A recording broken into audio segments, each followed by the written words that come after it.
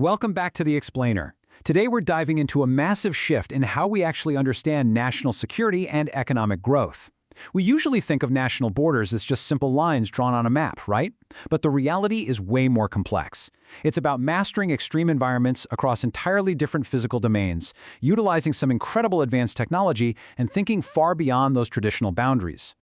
To really grasp India's modernization strategy, we're going to explore 4 distinct frontiers today. 1. Governing the high seas. 2. Conquering the high Himalayas. 3. Armoring the modern soldier. And 4. Defending the lower airspace. Let's get right into it. Frontier number 1, governing the high seas. We're starting our journey way out in deep international waters, driven by a pretty monumental treaty ratification by the Union Cabinet. Think about this for a second. The high seas, meaning international waters beyond any single country's jurisdiction, cover nearly 2/3 of our entire global ocean. That is a massive amount of the planet. Yet shockingly, less than 1% is currently protected from unregulated exploitation. Historically, it's essentially been the Wild West out there. Well, that's where the BBNJ Treaty comes in. That stands for Biodiversity Beyond National Jurisdictions, which operates under UN Clause. India recently stepped up as an early major economy to formally ratify this thing. It establishes a binding legal mechanism to actually create marine protected areas out in those international waters, officially transitioning us from open sea exploitation to rules-based maritime governance. So what does this actually do for India? First off, it mandates strict environmental impact assessments for deep sea activities, which legally safeguards India's own deep ocean mission. But maybe more importantly, it secures equitable access to marine genetic resources. Think of these as the biological building blocks for future medical breakthroughs, and now access to them is finally protected by international law. Which brings us to a huge strategic question. What are the ecological and strategic implications of this treaty for India's blue economy ambitions? Securing these massive marine boundaries is going to fundamentally shape the economic future of the nation. It's a total paradigm shift in how we view ocean resources. All right, moving to frontier number 2, conquering the high Himalayas. We're trading the deep sea for the freezing, treacherous mountain passes of the Srinagar-Kargil-Leh National Highway.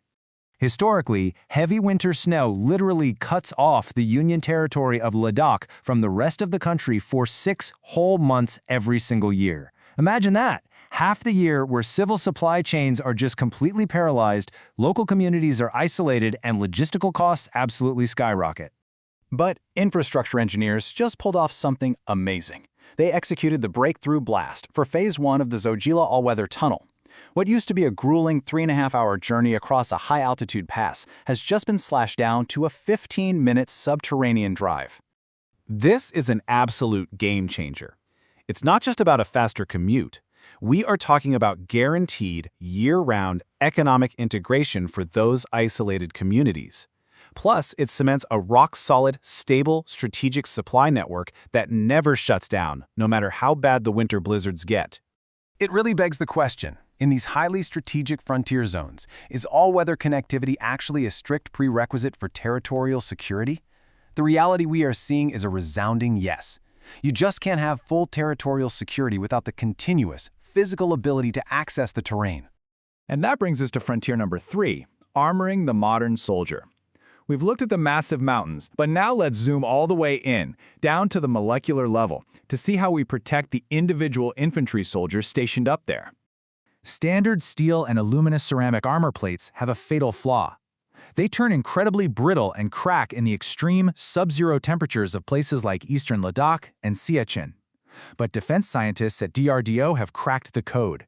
They've rolled out a new graphene-enhanced composite armor. By using a graphene nanotube matrix, this armor easily absorbs massive kinetic impacts while staying completely flexible in brutal, freezing conditions. And the benefits don't stop there. What's wild is that this new smart armor delivers enhanced ballistic protection while being 30% lighter than the old systems. Imagine hiking at high altitude in thin air, wearing a heavy pack, and suddenly dropping 1/3 of your armor's weight. That is a massive, life-saving boost to operational mobility. It forces us to look at how nanotechnology is completely redefining the boundaries of personal protective equipment in high-altitude warfare. Building on legacy tech like Babakavach 2, advanced material science is fundamentally changing what is physically possible for soldiers on the front lines. Finally, let's zoom back out and look straight up for our fourth frontier, defending the lower airspace. The core challenge here is tricky. How do you stop a threat the traditional radar literally cannot see?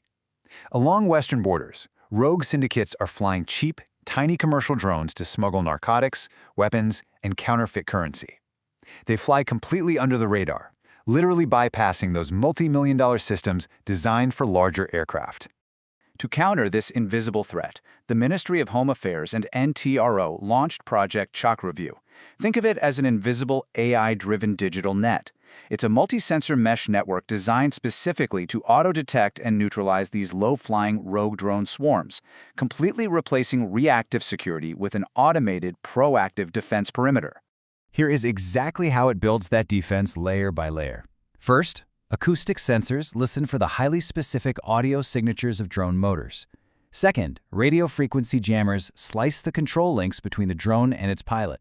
Finally, thermal imaging visually tracks the inbound payloads to neutralize the threat early. It's a brilliant, fully integrated system.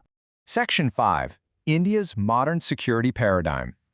As we wrap up this explainer, a really clear pattern is emerging across all these wildly different operational domains. It perfectly illustrates a new reality. The weaponization of lower airspace and the opening of the deep oceans require a multi-front technological response.